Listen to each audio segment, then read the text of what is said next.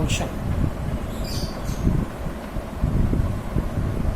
Chapter number 1 के अंदर 2 topic है, फंक्शन है, इससे सिर्फ 2 ही एक्सरसाइज है, 2 ही एक्सरसाइज के अंदर टॉपिक है। दूसरा जो है वो लिमिट्स है। लिमिट्स में हमें काफ़ी टॉपिक्स है। फंक्शन इज अ रिलेशन, यानी every relation is not a function but every function is a relation. Which type of relation is called function, इसकी कंडीशन क्या है? A relation is said to be a function from A to B if and only if। 2 ही condition है जो इसको fulfil करेंगे तो यह कंडीशन रिलेशन जो फंक्शन है। Domain of the relation is always equal to the first set A and every element of set A is associated with exactly one element of B, यानी set A का हर member set B से pairing कर रहा हो, associate कर रहा हो। Set A का हर मेंबर जो है वो पेयरिंग में हो, कोई एलिमेंट सेट A का बचना नहीं चाहिए रिलेशन के अंदर, तो फिर ऐसा रिलेशन क्या कहलाता है? फंक्शन। इसको समझने के लिए हम एक मैपिंग देखते हैं, इसको मैपिंग भी कहते हैं, एरो डायग्राम भी कहते हैं। मैथमेटिशियन कहते हैं कि रिलेशन के और फंक्शन के अंदर जो बेसिक फ़र्क है वो क्या है? डोमेन का। अगर किसी सेट का डोमेन जैसे 1 2 3, ये एक सेट A है और एक सेट B है, A B C D। इस सेट A का जो मेंबर 1 है ये D के साथ पेयरिंग कर रहा है, 2 जो है वो A के साथ एसोसिएट है और 3 जो है वो B के साथ है। तो इस रिलेशन को फंक्शन कहा जाएगा क्योंकि इसका डोमेन अगर आप निकालें तो domain of the relation is same as 1 2 3 which is equal to the set A।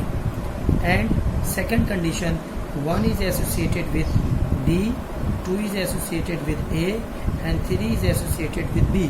A का कोई भी मेंबर ऐसा नहीं है जो B के साथ पेयरिंग ना कर।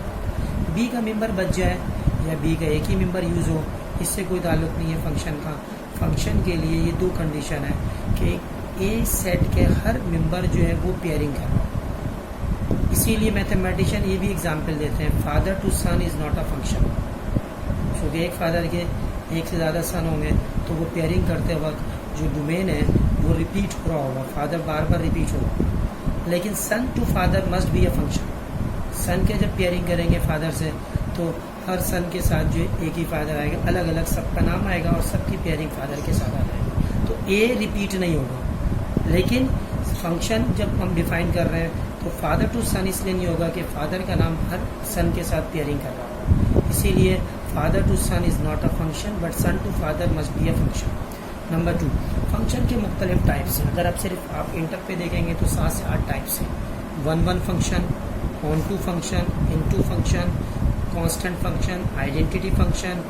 उसके अलावा भी फंक्शन के टाइप हैं जैसे कि हम बाइनोमियल फंक्शन कहते हैं, रैशनल फंक्शन कहते हैं। इसी तरह से और भी टाइप है फंक्शन। ये सब आपको सेकेंड ईयर के चैप्टर नंबर 1 में शुरू के पेजेस में मिल जाएगा। मिसाल के तौर पर 1 फंक्शन कब होगा? जब किसी रेंज की वैल्यू जो है वो रिपीट ना हो। जैसे देखिए रेंज रिपीट नहीं हुआ तो फिर ये 1 हो जाएगा। अगर रेंज या सेट बी का कोई भी एलिमेंट रिपीट ना हो तो वो 1 हो जाएगा। और अगर सेट बी का एलिमेंट बचे ना, जैसे ए का तो बचता नहीं है, बी का भी हर एलिमेंट पेयर बना रहा हो, यानी range of the function same as B, तो वो फिर कहलाता है ऑन टू। और अगर बी का कोई एलिमेंट बच जाए तो फिर वो जो है वो इनटू फंक्शन होता है। कांस्टेंट क्या होगा? एक ही नंबर के साथ सारे रिलेशन बन रहे हो, 1 का ए, 2 के साथ ए, 3 के साथ ए, 4 के साथ ए, सारे डोमेन जो है वो क्या हो, एक ही नंबर के साथ पेयरिंग कर रहे हो, वो कांस्टेंट फंक्शन कहलाता है। फिर आइडेंटिटी फंक्शन क्या होगा कि 1 के साथ 1, 2 के साथ 2, 3 के साथ 3, 4 के साथ 4, आइडेंटिटी फंक्शन हो जाएगा। इसी तरह से मुख्तलिफ टाइप के फंक्शन आ जाएंगे, जैसे कि कांस्टेंट फंक्शन बता दिया, जैसे कि रैशनल फंक्शन जो फ्रैक्शन में आएगा। हमें सबसे पहले जो एमसीक्यूज़ के लिहाज से पढ़ना है वो फंक्शन की वैल्यू निकालनी। इसके अंदर एक टॉपिक पढ़ते हैं इंटरवल। इसके 2 टाइप्स हैं, ओपन इंटरवल और क्लोज इंटरवल। ओपन इंटरवल का मतलब एक ऐसा इंटरवल जिसके अंदर राउंड ब्रैकेट हो और इसके मेंबर्स मेंबर जो है वो इंक्लूड ना हो। 2 और 5 जो है वो एक ओपन इंटरवल के अंदर है, यानी राउंड ब्रैकेट के अंदर। इसका मतलब 2 और 5 के अंदर जितने नंबर लाई करेंगे वो इस इंटरवल के अंदर मौजूद है। लेकिन क्लोज इंटरवल जब होगा तो ये स्क्वायर ब्रैकेट में आ जाएगा। मिसाल के तौर पर 2,5, तो इसका मतलब क्लोज इंटरवल है, इट मीन्स 5 भी इंक्लूड होगा, 2 भी इंक्लूड होगा। इसके अंदर ये दोनों इंक्लूड नहीं होंगे। अगर एक तरफ राउंड ब्रैकेट हो और दूसरी तरफ स्क्वायर ब्रैकेट हो तो फिर इसका नाम रख दिया गया semi open and semi closed. इसके अंदर जब हम फंक्शन के सवाल सॉल्व कर रहे होते हैं तो ये इंटरवल जो है ओपन है, तो इसका मतलब ये 2 जो है वो इंक्लूड नहीं होगा। 5 क्लोज के साथ है तो 5 शामिल होगा। इसकी एग्जांपल ये है कि if a function is defined as f is r to r, यानी इनपुट भी r हो आउटपुट भी r हो, is defined as fx is equal to x square plus 2, then what is the value of f2। तो इस function की value निकालनी है f2, तो आपने सिंपल क्या करना है, इस x की जगह पे 2 रख देना। अब आप नोट करें बेटा, इस सवाल के अंदर फंक्शन में डोमेन रियल नंबर है, तो उसका मतलब 2 इज अ रियल नंबर। फिर आपने इंटरवल नहीं देखना, तो ये सॉल्यूशन के बाद क्या आ जाएगा, 2 स्क्वायर 4 प्लस 2, इट बिकम्स 6। ये एक फंक्शन के सवाल के अंदर से इमेज आ जाएगा। इसे इमेज भी कहते हैं, को डोमेन भी कहा जाता है। अगर ओपन इंटरवल की फॉर्म में दिया हुआ, for example a function f is defined as from 1 to 5 to real number and fx is equal to under root x plus 3, then what is the value of f4। अब आपने पहले ये देखना है कि इस डोमेन के अंदर 1 से 5 में 4 शामिल है, तो इसका मतलब आप यहाँ पुट कर देंगे। अगर ऐसा नंबर हो जो इसके अंदर शामिल ना हो, जैसे 6 है 5 है, तो फिर आप लिख देंगे डज नॉट एग्जिस्ट। यहाँ पे x की जगह पे 4 आ जाएगा plus 3, that is 2 plus 3 will be f4 and it is equal to 5। ये फंक्शन का पहला क्वेश्चन है जो MCQs में बनता है कि डोमेन से आप क्या निकालें, इमेज। कभी कभी हमें इमेज से भी जो है वो x की वैल्यू निकालनी होती है। मिसाल के तौर पर कहा जाए, if a function fx is equal to 3x plus a, find the value of a, then x is equal to 1। अब कहा जा रहा है कि इस फंक्शन की वैल्यू में से a कैलकुलेट करें। अगर x की वैल्यू क्या हो, 1, सबसे पहले हम क्या करेंगे, f1 निकालेंगे। f1 क्या हो जाएगा हमारे पास, 3, 1 और a की जगह पे ऐसे रहेगा। f1 की वैल्यू आपको गिवन है 7, तो क्या हो जाएगा, 7 is equal to 3 plus a and a must be 4। यानी सिंपली किसी फंक्शन की इक्वेशन में से आपको कोई कांस्टेंट निकालना होगा। जैसे fx दिया हुआ है और आपसे कहा जा रहा है a मालूम करें अगर f1 7 के बराबर है। अगर f1 लिखा हुआ तो ये x1 लिखना ज़रूरी नहीं था, ठीक है। इसी तरह से क्वेश्चन दिया हुआ है, if fx is defined as x square plus 3x plus b, find b if f of 2 is equal to 6। इसका मतलब अब b निकालने के लिए f2 दिया हुआ 6, तो यहाँ से f2 निकलेगा।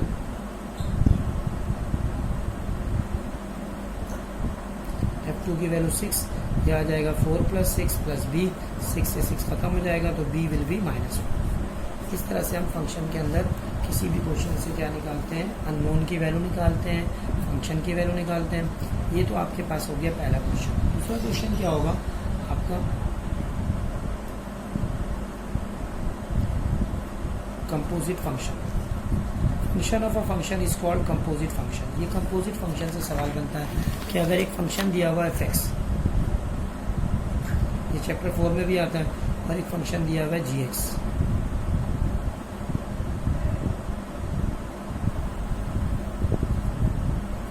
इस फंक्शन के अंदर अगर हम fx के अंदर gx लिख दें, this function is called composite function का इस्तेमाल कहाँ पे, जैसे डेरिवेटिव में इस्तेमाल कर रहे होते हैं, y का कनेक्शन x के साथ नहीं हो, y का कनेक्शन t के साथ हो, t का x के साथ, तो फिर फिर वहाँ पे हम डेरिवेटिव दोनों का करते हैं, चेन रूल यूज़ करके कंपोजिट फंक्शन का क्या निकालते हैं, डेरिवेटिव। दूसरा तरीका ये होता है कि हम कंपोजिट फंक्शन में जो पहले वेरिएबल एक्स की वैल्यू पुट कर लेते हैं और फिर उसको वाई इन एक्स की फॉर्म में चेंज करके हम क्या करते हैं, डेरिवेटिव। लेकिन हमें भी फंक्शन के कैलकुलेशन सीखने हैं, तो पहले कैलकुलेशन में क्या आएगा फंक्शन में। For example, if a function is defined as x square plus 1 and gx is defined as x minus 1, then what is the function f of g? This is called composite function. या what is the value of g of x? f. तो आपने क्या करना है, इस function fx के अंदर fx है, अब gx को x की जगह रिप्लेस कर देंगे। gx की वैल्यू क्या है, x माइनस प्लस 1, ये आ जाएगा x square minus 2x plus 1 and it is plus 1। तो क्या आ गया, x square minus 2x plus 2। This is called function of a function that is composite function. Composite function के अंदर भी क्वेश्चन बनते हैं दो तरह के, एक में कंपोजिट फंक्शन की वैल्यू निकालना, जैसे एफ जी एक्स की वैल्यू निकालनी हो किसी खास पॉइंट पे। मिसाल के तौर पर if F X is equal to X minus 1, G X is equal to 3x square plus 1, what is the value of F of G of 2। पहले कंपोजिट फंक्शन निकलेगा, फिर 2 रखेंगे। एफ ऑफ एक्स वैसे ही रहेगा, एक्स माइनस 1, इसको जी का रखना है तो यहाँ पे जी आ जाएगा, जी ऑफ एक्स। अब एक्स की जगह क्या रखेंगे, 3x स्क्वायर प्लस 1 फिर माइनस 1, ये 1 से 1 खत्म, क्या आ जाएगा 3x। This is called composite function F of G x.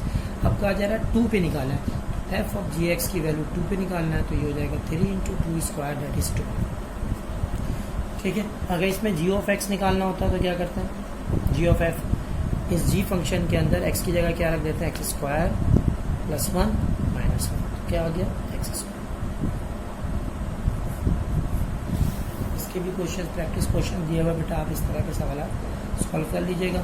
उसके अलावा कंपोजिट फंक्शन के बाद कंपोजिट फंक्शन से हम फंक्शन कैलकुलेट करने जा रहे हैं। टू फाइंड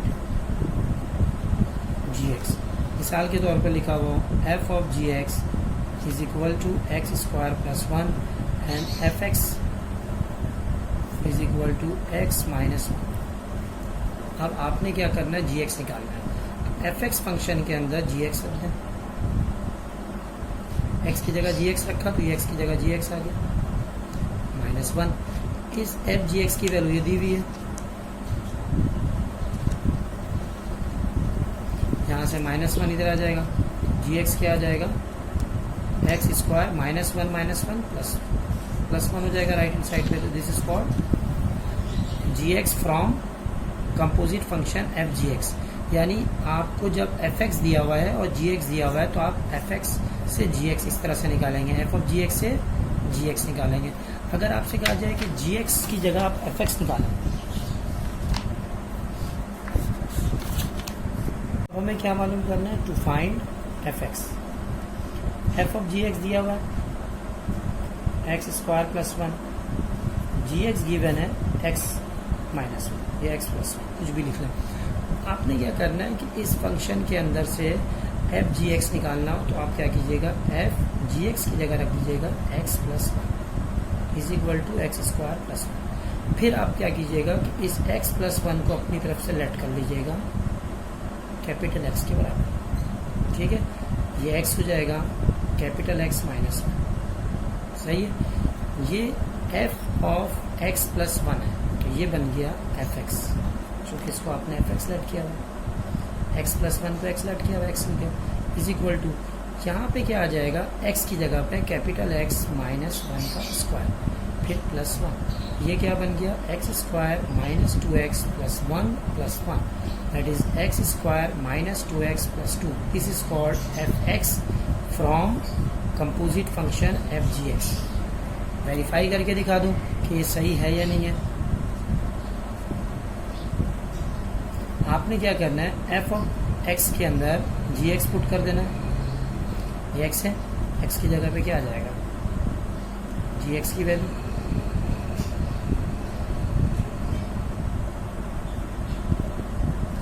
ये फार्मूले से खुला, x square plus 2x plus 1 minus 2x minus 2 plus 2, ये दोनों कैंसिल आउट, ये दोनों कैंसिल, देखिए क्या आया, एक्स स्क्वायर प्लस 1 आ गया भाई एफ जी एक्स। ठीक है, इस तरह से हम किसी कंपोजिट फंक्शन से क्या कैलकुलेट कर सकते हैं, कोई स्पेसिफिक फंक्शन एफ एक्स या जी एक्स। इसके बाद टॉपिक है हमारे पास इनवर्स फंक्शन। किसी फंक्शन में डोमेन को चेंज करके रेंज बना दिया जाए, रेंज को चेंज करके डोमेन बना दिया जाए, तो वो उस फंक्शन का क्या कहलाता है, इनवर्स फंक्शन। जैसे एक दफ़ा एनडीटी के टेस्ट में आया कि एस इनवर्स ये दिया हुआ है 1 1 1 2 and 2 2। So what is S, S ही होगा, 1 1 इंटरचेंज हो गया और ये हो जाएगा 2 एंड 1, डोमेन रेंज बन गया, रेंज डोमेन बन गया। This is called inverse function. ये इनवर्स है एस का, एस निकालने के लिए डोमेन और इसको क्या कर दिया, इंटरचेंज। हमारे पास सवालात होगा फंक्शन में इस तरह से, y is equal to 3x minus 2, इसका इनवर्स फंक्शन निकालना है। इनवर्स फंक्शन निकालने के लिए आपने x की वैल्यू निकालनी है in term of y। x की वैल्यू आ गई y प्लस 2/3। अब आपसे कहा जा रहा है कि इसको आप x की फॉर्म में लिखें, तो x की जगह लिखेंगे f इनवर्स ऑफ x और y को चेंज कर देंगे x पे, तो x plus 2/3। This is inverse function. अगर उसी वेरिएबल में पूछा जाएगा तो आप x की फॉर्म में चेंज कर दीजिएगा, अदरवाइज वैसे भी लिख सकते हैं। तो this function is the function and it is the inverse of the function y। अगर आपसे कहा जाए इनवर्स फंक्शन की वैल्यू निकालें, if y is equal to 3x plus 2/3 find f inverse of x and f inverse of 1। तो f inverse निकालना है, पहले y के साथ यहाँ पे 3y हो जाएगा, ये हो जाएगा 3x प्लस 2, तो यहाँ से आ जाएगा 3y minus 2/3 is equal to x। Therefore f inverse of x will be 3x minus 2 divide by 3। ये इनवर्स फंक्शन आ गया। अब इसमें 1 वैल्यू पुट करनी है, तो 5 inverse f inverse 1 3 into 1 minus 2 divide by 3। 3 minus 2 1, 3 minus 2 1, 1/3। This is the value of inverse function at x is equal to 1। Inverse function के दो तरह के सवाल बनेंगे, इनवर्स फंक्शन निकालें या इनवर्स फंक्शन की वैल्यू निकालें किसी स्पेसिफिक पॉइंट में। प्रैक्टिस क्वेश्चन दिया हुआ बेटा आपके पास, आप उसको सॉल्व कीजिए। और आखिरी टॉपिक है इसका even and odd function. A function is said to be even if f of minus x is same as f of x। अगर किसी फंक्शन में x को माइनस एक्स से रिप्लेस किया जाए, दोबारा वही फंक्शन आ जाए, तो वो इवन कहलाता है। Best example of even function is cos x, F x of modulus of x, F x of even power. जब भी किसी इक्वेशन में फंक्शन में तमाम वेरिएबल पे इवन पावर हो, तो वो हमेशा इवन फंक्शन बनाता है। जैसे एनएडी के टेस्ट में आया F X is equal to X under root X square plus 1, तो उसको चेक कैसे करेंगे, एक्स की जगह माइनस एक्स रखें। ठीक है, पहले ऑड फंक्शन समझे, फिर उसके बाद ये सवाल। एफ ऑफ माइनस एक्स अगर माइनस एफ एक्स के बराबर हो जाए तो ये कहलाएगा ऑड फंक्शन। ऑड फंक्शन की बेस्ट एग्जाम्पल क्या हो सकती है, F X is equal to sine of X, F X is equal to tan of X, F X is equal to sine into cos X, या F X is equal to odd power उसमें X cube. अगर किसी function में x की जगह पे minus रखा जाए, माइनस एक्स, और वो चेंज ना हो तो इवन है। अगर वो माइनस बाहर आ जाए तो वो ऑड है। देखिए मैं इसमें रखता हूँ माइनस, ये माइनस एक्स क्यूब आया, माइनस वैसे ही छोड़ दिया, एक्स क्यूब की जगह एफ एक्स लिख सकते हैं। तो ये देखिए माइनस एक्स बाहर आ गया, then it is called odd function. ठीक है, अगर पावर एक्स की जगह माइनस एक्स पुट करने से दोबारा वही आ जाए तो वो इवन है, अदरवाइज वो ऑड भी हो सकता है, नाइदर भी हो सकता है। ऑड के लिए माइनस बाहर आना चाहिए, नाइदर में ये होगा ना ही बाहर आ रहा होगा माइनस का साइन और ना ही वो सेम रह रहा होगा। इस फंक्शन को चेक करते हैं।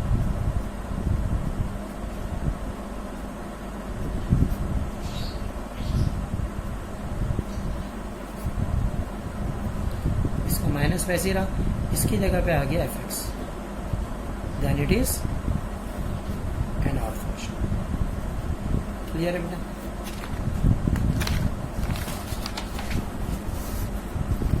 टॉपिक टॉपिक्स तो हमारे पास लिमिट के बहुत सारे हैं, लेकिन लिमिट्स में हमें सिर्फ वो टॉपिक पढ़ना है जिसका क्वेश्चन या एमसीक्यूज़ के अंदर क्वेश्चन आता है। मिसाल के तौर पर हम लिमिट्स के अंदर सबसे पहले फ्रैक्शनल क्वेश्चंस पढ़ेंगे जो रैशनल फॉर्म में होगा, रैशनल फंक्शन की फॉर्म में।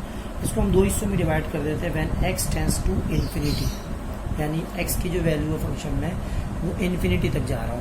तो पहला सवाल इसका क्या है, एक रैशनल फंक्शन है limit X tends to infinity 3x³ plus 4x² plus 5 divide by 2x³ plus 6x² plus 4x। जब भी किसी फ्रैक्शन फॉर्म में या किसी रैशनल फॉर्म में दिया हुआ हो और लिमिट इन्फिनिटी हो, तो इसका शॉर्ट तरीका या आसान तरीका क्या है कि आप इसमें जो हाईएस्ट पावर है उसके कोफिशिएंट को लिख दें 3/2। x³ का कोफिशिएंट 3, x³ का कोफिशिएंट 2, तो 3/2 विल बी द आंसर। अगर किसी सवाल में लिमिट में x टेंड्स टू इन्फिनिटी हो और ऊपर वाले टर्म की पावर कम हो, degree of the numerator is less than the degree of denominator, then the answer of this type of fraction must be 0। अगर ऊपर की डिग्री कम हो, नीचे की डिग्री ज़्यादा हो, तो ये 0 हो जाएगा। ठीक है। नंबर 3, अगर किसी फ्रैक्शन वाले एक्सप्रेशन में ऊपर की डिग्री ज़्यादा हो और नीचे की डिग्री कम, then the answer of this type of limit must be infinity. ये 3 तो पास हो गए जो फ्रैक्शन फॉर्म में आएंगे। उसके अलावा लिमिट्स के बहुत सारे क्वेश्चन बनते हैं, जैसे कि limit X tends to infinity 4 1 + 1/n is raise to the power n। अगर ये फार्मूला है 1 + 1/n और is raise to the power n, इसकी वैल्यू किसके बराबर हो जाती है, e के बराबर। ठीक है। इसके मैं 5 सवाल लिख रहा हूँ, पहले इसको सॉल्व करते हैं।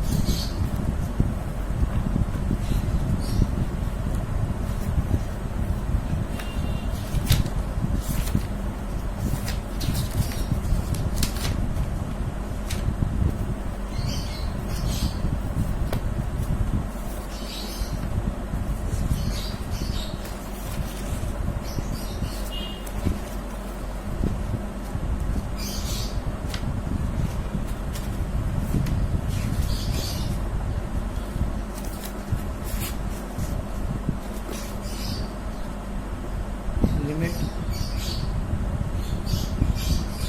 ये n होगा ना, n लिखा हुआ, n tends to infinity and 1 + 3/n is raise to the power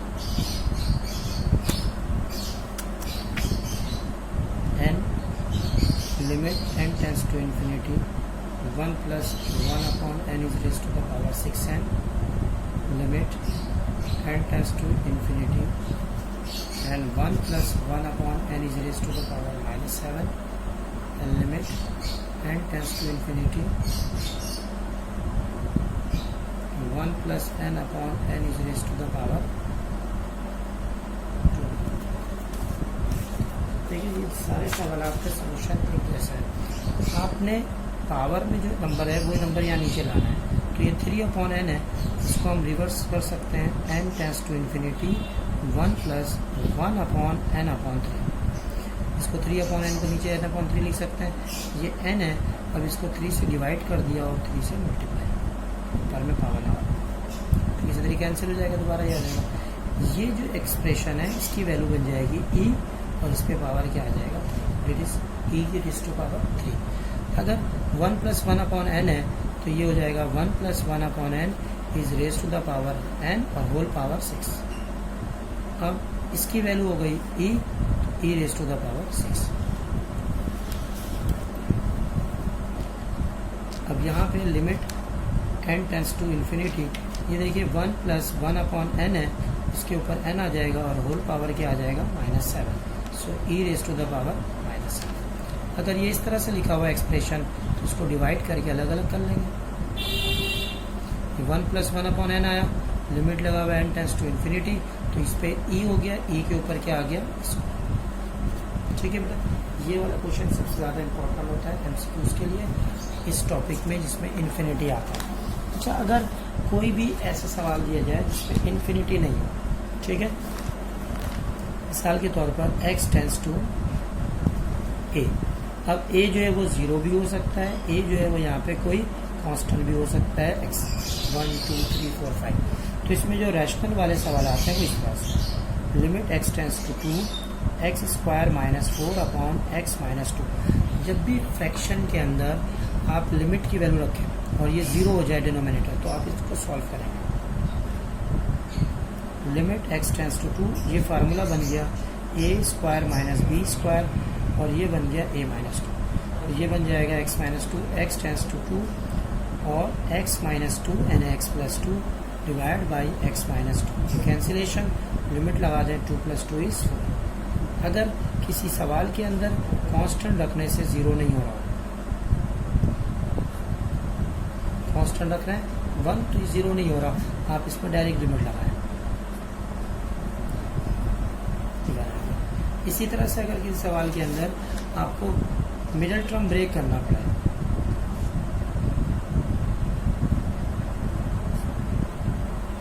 जैसे x माइनस 2 रखेंगे 0 आ रहा, तो ये मिडिल टर्म ब्रेक होगा, ये x माइनस 2 और x माइनस 3 बनेगा, नीचे से x माइनस 2 कैंसिल, ये दोनों कैंसिल, ये आ जाएगा 2 माइनस 3 डेट इज माइनस 1। लेकिन कुछ क्वेश्चन ऐसे होंगे जिसके अंदर रेडिकल साइन लगा हुआ होगा,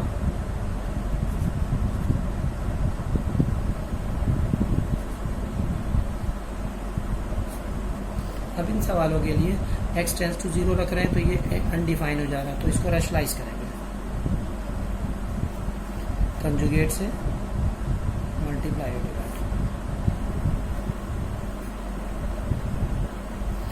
ये इससे मल्टीप्लाई होगा तो a प्लस बी और a माइनस बी का फार्मूला बन गया a square minus b square,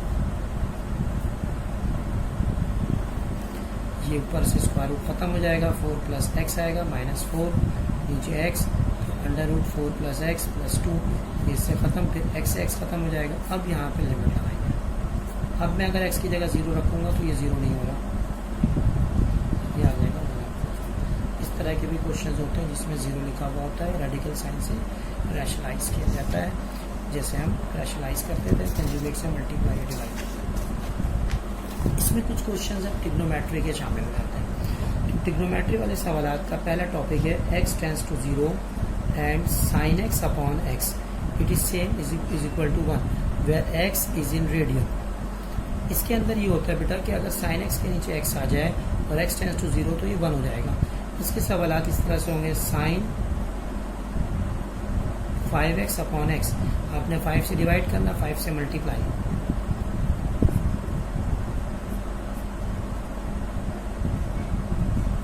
ये बन जाएगा 1 के बराबर, दैट इज 5। इसी तरह से लिखा हुआ limit sine px upon x, simple p यहाँ चाहिए तो p से मल्टीप्लाई डिवाइड, तो p आंसर आ जाएगा। फिर अगर लिखा हुआ limit sine square 2x upon x square, अब ऊपर में स्क्वायर है नीचे स्क्वायर है, इसको होल स्क्वायर में कन्वर्ट करें। अब यहाँ 2 चाहिए तो 2 से मल्टीप्लाई करेंगे, एक्चुअली ये 2 से मल्टीप्लाई नहीं हुआ, ये तो यहाँ 2 है लेकिन एक्चुअली 2 स्क्वायर है नीचे, तो 2 स्क्वायर नीचे है तो 2 स्क्वायर ऊपर आ जाएगा, तो ये 4 हो जाएगा, इसकी वैल्यू 1 होती है तो ये आ जाएगा 4। ठीक है, साइन के नीचे जब x होगा तो इस तरह से सिंप्लीफाई करेंगे। अब अगर साइन के नीचे साइन का ही टर्म, साइन का रेशियो, तो ये शॉर्टकट में डायरेक्ट करेंगे 3/2, 3 और 2 है, 3 और 2 आ जाएगा। So sine x 5x upon sine 4x, इस पे लिमिट लगा हुआ x टेंस टू 0, तो ये आ जाएगा 5/4, चूँकि 5 और 4 है तो 5/4 आ गया। इसके बाद आता है इसके अंदर कुछ क्वेश्चन जिसमें हम साइन को यूज़ करते हैं, यानी इस फार्मूले को, limit x tends to 0 1 minus cos x upon x square. 1 minus cos का एक फार्मूला आप लोगों ने चैप्टर 10 फर्स्ट ईयर में पढ़ा था, 2 साइन स्क्वायर x अपॉन 2, नीचे आ गया x स्क्वायर। इसको पहले होल स्क्वायर में चेंज कर देंगे,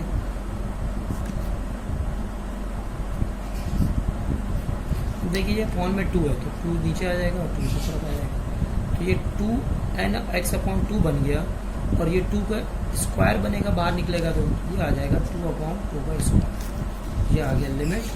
और यहाँ पे क्या आ गया, x tends to 0 sine x upon x upon two, इस पे आ गया स्क्वायर, ये 1 हो गया, 1 का स्क्वायर 1, तो यहाँ क्या बचा 2/4, डेट इज 1/4। अगर 1 माइनस कॉस का रेशियो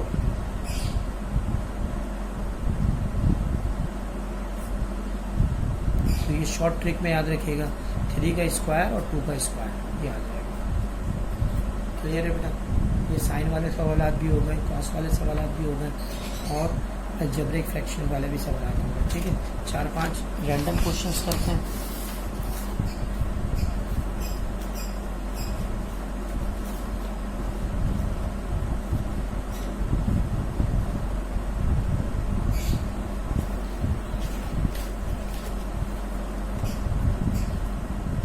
एक सवाल ये, limit theta tends to 0 sine theta upon tan theta, limit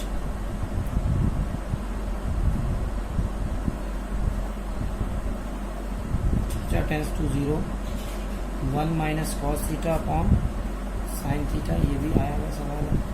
limit theta tends to 0 theta है कॉट थीटा। ठीक है, ये 3 सवाल। एक सवाल और है, लिमिट